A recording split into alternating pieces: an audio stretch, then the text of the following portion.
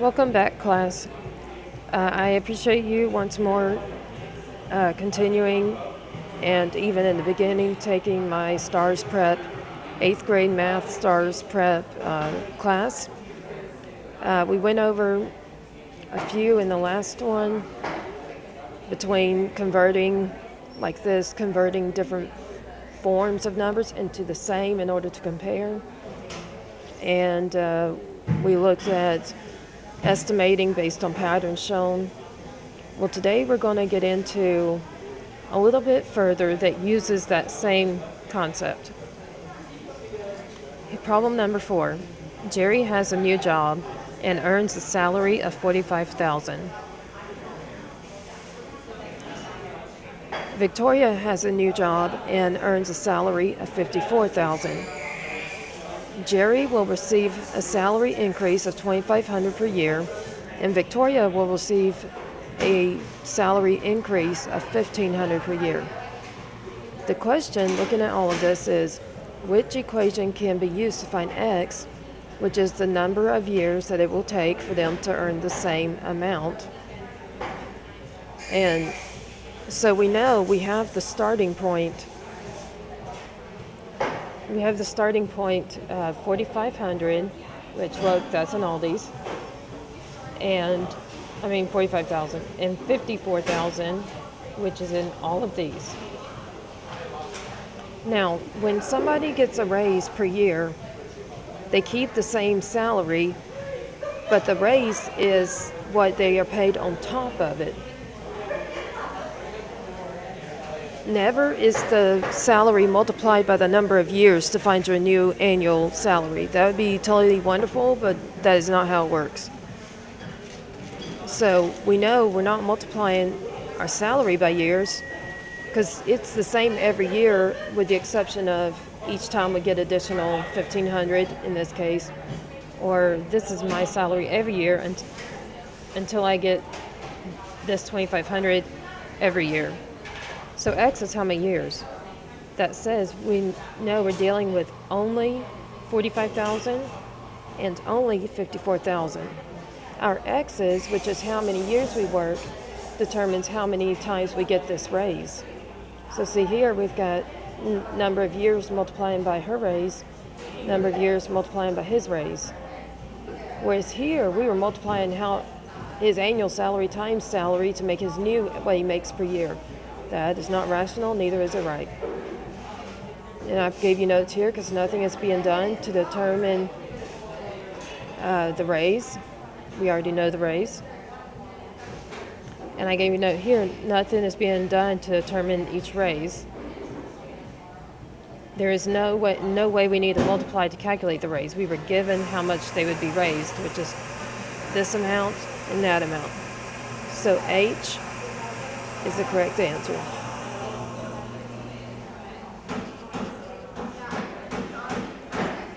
Natasha walked from the library to the grocery store and then to her house. The diagram shows the top view of the locations of these three places and their distance from each other. So we're looking here basically at a triangle. From Natasha's house, here she goes this way on the map, 0.9 miles to the grocery store. Then she travels this direction on the map, 1.7 miles, until she gets to the library. Well, this is basically a triangle. Because see, we want the more direct, meaning going straight from library to house, which is this side of the triangle, to know how far would that be. Now, she's probably curious because she wants to know what's the shortest distance, but we've got to calculate how much it would be. So you see here I put A, B, C. C is always the hypotenuse, which is the diagonal. And using that, we're basing it on the A squared plus B squared equals C squared formula. C is always hypotenuse, which is AKA the diagonal side. So I put in here our A of 9.9 squared, our B of 1.7 squared equals C squared. So then I went ahead and squared them. 0.9 squared is 0.81. 1.7 squared point is 2.89. So next I added them, and I have 3.7 equals c squared.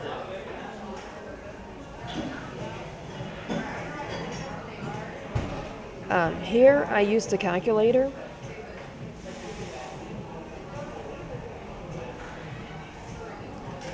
As there is no exact root of 3.7, so when I used the calculator, I got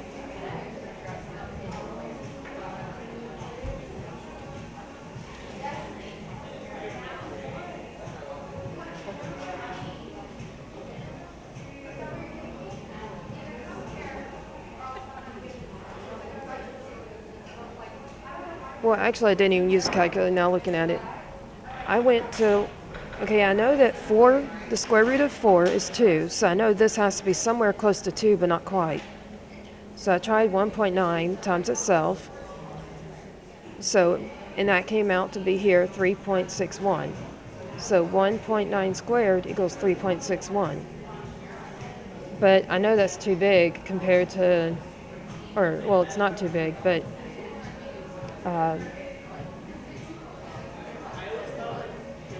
anyways, I also knew at first I can eliminate A and D because since we know 2 squared is 4, then anything above 2 is going to be above 4, and we're dealing with 3.7. So I tested that, and among the other one, the 1.4, I tested.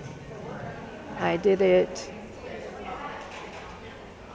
right here, and I got 1.96. So between the two that are possible answers and would be reasonable, I have 1.4 squared is 1.96, 1.9 squared is 3.61. And I circled here the 361 or 1.9 squared because that's the closest to what is the actual answer of the square root of 3.7. So it's B.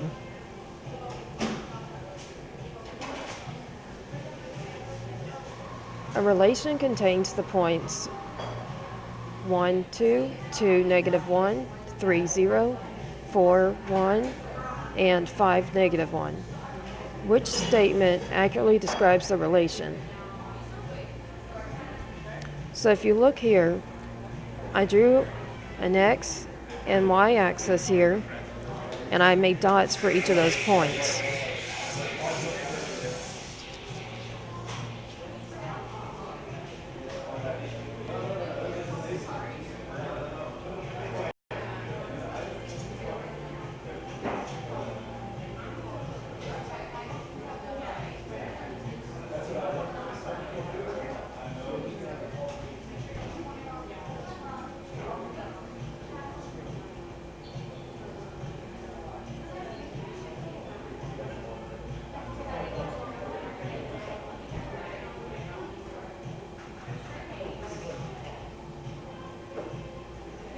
So I looked here and I found my rise over run. Every time I dropped my Y 2 points, I moved my X. Wait, no.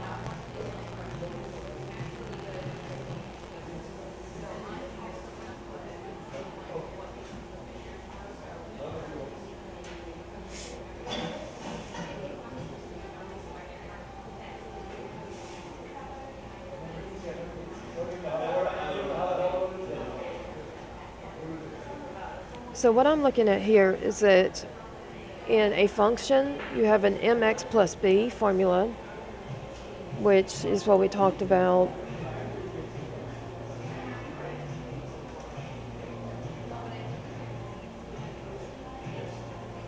up here. This is a function formula.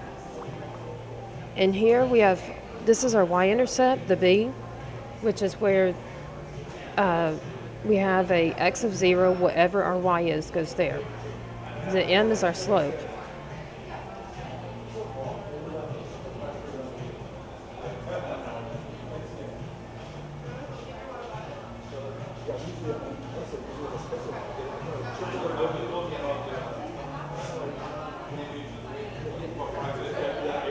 And looking at that, we cannot have one, we can't have two y values at different x's. A y value is only at one x.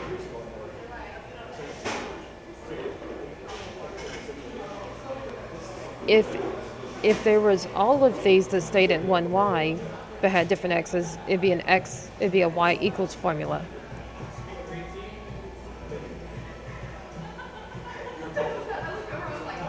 And in this case, it would have been y equals -1.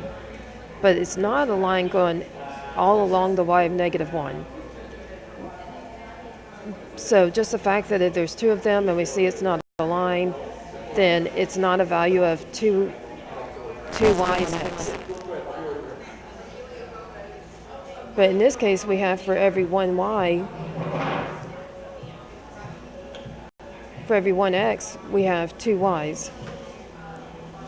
This drops down 2 and it moves 1 to the right. And that's a slope of 2/1.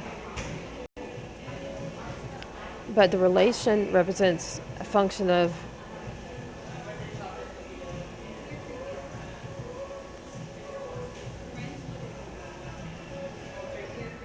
so the correct answer, which I did not circle, is H. The relation does not represent y as a function of x because one value of y is associated with two x's.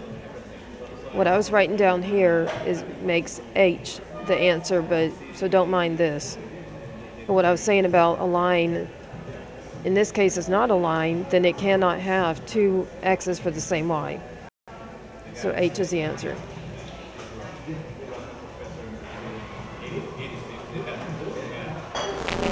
Here is a sculpture in the shape of a cylinder. See here, I drew it. The cylinder has a diameter of 12 feet and h height in feet.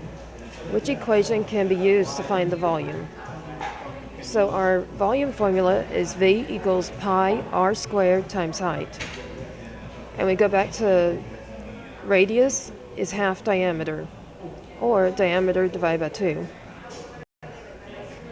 So I used this one, diameter over 2, by putting 12 over 2 equals 6. So my radius is 6.